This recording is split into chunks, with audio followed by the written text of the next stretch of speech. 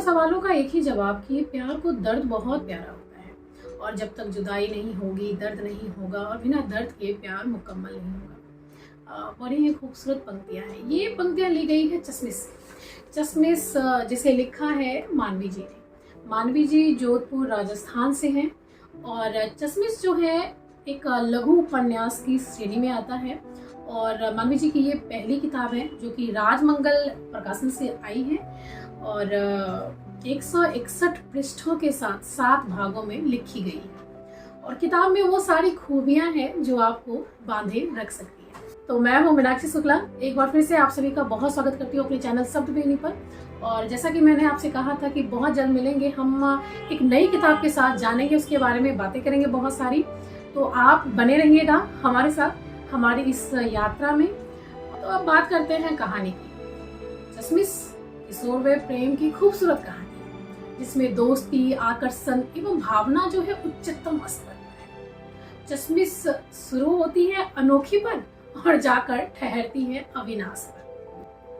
30 साल की अनोखी शहर की चकाचौंध से दूर अपनी गुजरी खूबसूरत यादों के साथ हाथों में वाइन का गिलास लिए तो कहानी जो है ना 2 पार्टों में चलती है। एक सिरा वर्तमान का होता है तो दूसरा सिरा अतीत का, जहां 7 साल पहले अविनाश जा चुका था अनोखी को शादी के मंडप पर इंतजार कराता हुआ छोड़कर। इतना सब कुछ हो गया, अनोखी अविनाश के प्यार में पड़ी और शादी के मंडप तक भी पहुंची पर शादी नहीं हुई क्योंकि अविनाश जा चुका था। क्यों? जबकि अनोखी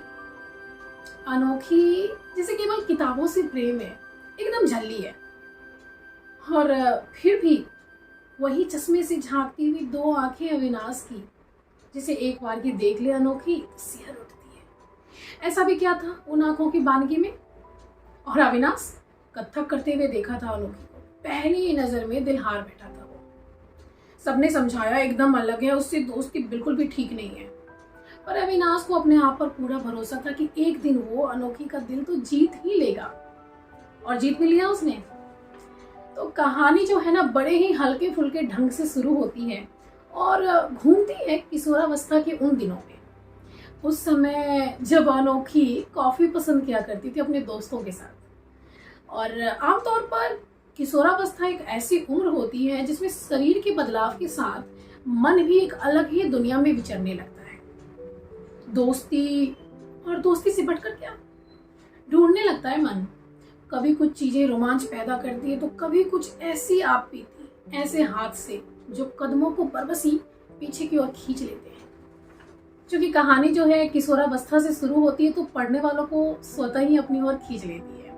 कहानी की भाषा शैली सरल और सहज रूप में लिखी गई, जो आमतौर पे बोलचाल की भाषा होती है ना, हिंदी अंग्रेजी मिश्रित, तो वैसी ही भाषा रखी गई है कहानी की। कहानी कहने की शैली आत्मकथ्य है, जहां अनोखी खुद ही अपने ही चश्मे में कैद है।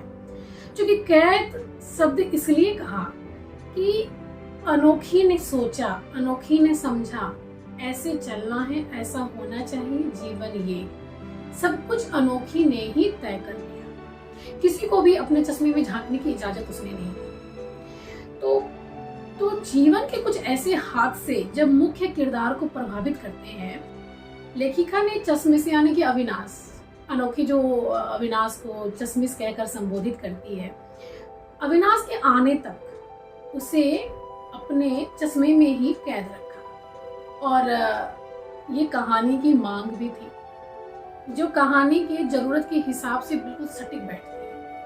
लेखिका ने पूरे घटनाक्रम को बड़ी ही सहजता के साथ पन्नों पर उतारा है और पूरी कहानी कुछ दोस्तों और कुछ रिश्ते के इर्द गिर्द ही घूमती हुई मालूम पड़ती है।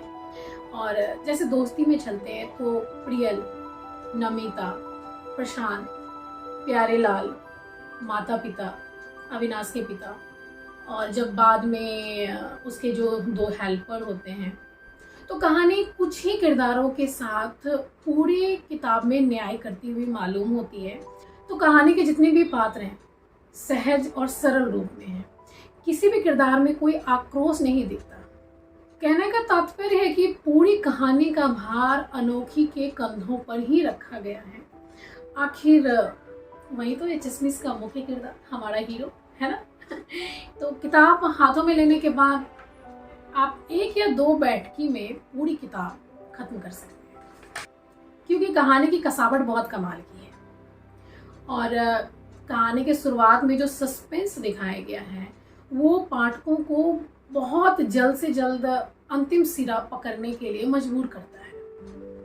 तो ये मानवी जी की सफलता ही कही जा सकती है कि पहली किताब में ही वो पाठकों को पूरी तरह से बांधे रखने की क्षमता जानती है। और कहानी के बीच बीच में कविताओं का होना कहानी को समरसता ही देता है, वो कहानी के साथ पूरी तरह न्याय करता हुआ दिखता है। जैसे मैं 4 पंक्ति लूँ तो एक दिन फिर आया तू बन के एक मेहमान, एक दिन फिर आया तू बन के एक मेहमान, कसमों और वादों का फिर टूटा एक मकान। ना उम्मीद रही ना सपने ना रही मुस्कान, ना उम्मीद रही ना सपने ना रही वो मुस्कान, मेरे इस सफर का तू हम सफर है या मेहमान। तो किताब का शीर्षक चश्मिश कहानी के अनुरूप सटीक बैठा है और साथ ही पृष्ठ आवरण और रंगों का संयोजन पाठकों को आकर्षित करने में सक्षम है। आप बस ये आवरण पृष्ठ देखते ही सोचने लगते हैं कि ऐसा क्या होगा कहानी में। कुछ बातों को लेखिका ने बड़ी समझदारी के साथ लिखा है, उसे रेखांकित करना बड़ा जरूरी लगा मुझे। जैसे कि अकेली बैठी हुई अनोखी, उसके हाथों में वाइन की गिलास, कहीं ना कहीं ये दर्शाता है कि वो इंडिपेंडेंट है, आत्मनिर्भर हो चुकी है और वो अपने साथ खुश है। एक जंग भी लड़ रही है तो वो किसी को दिख नहीं रहा है। समय के साथ कॉफी पीने वाली लड़की ब्लैक टी विद लेमन लेती है, तो वो हादसों को छोड़कर जो गुजरे वक्त में हुआ आगे बढ़ने का पूरा प्रयास करती हुई दिखती है। और जो बचपन के दोस्त होते हैं, जो आगे चलकर दोस्त बनते हैं, एक जो दोस्ती की परख होती है, बड़े ही खूबसूरत ढंग से तैयार किया गया है पात्रों को और लिखा गया है। तो कुल मिलाकर देखा जाए तो मानवी जी पाठकों का दिल जीतने में सक्षम रही है। तो मेरे हिसाब से किताब को पढ़ना जरूर चाहिए। ये किताब आपके बुक सेल्फ पे बहुत ही अच्छी लगेगी, है ना। तो किताब का मूल्य भी अधिक नहीं है, 169 रुपये है बस, और किंडल एडिशन में जाते हैं तो बस 99 रुपीज़ की है। और मानवी जी को मैं इस किताब के लिए बहुत बहुत बधाई देती हूँ।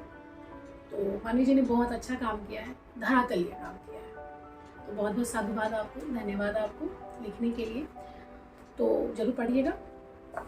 तो मैं मीनाक्षी शुक्ला विदा लेती हूँ। आपको ये समीक्षा कैसी लगी हमें कमेंट बॉक्स में ज़रूर बताइएगा।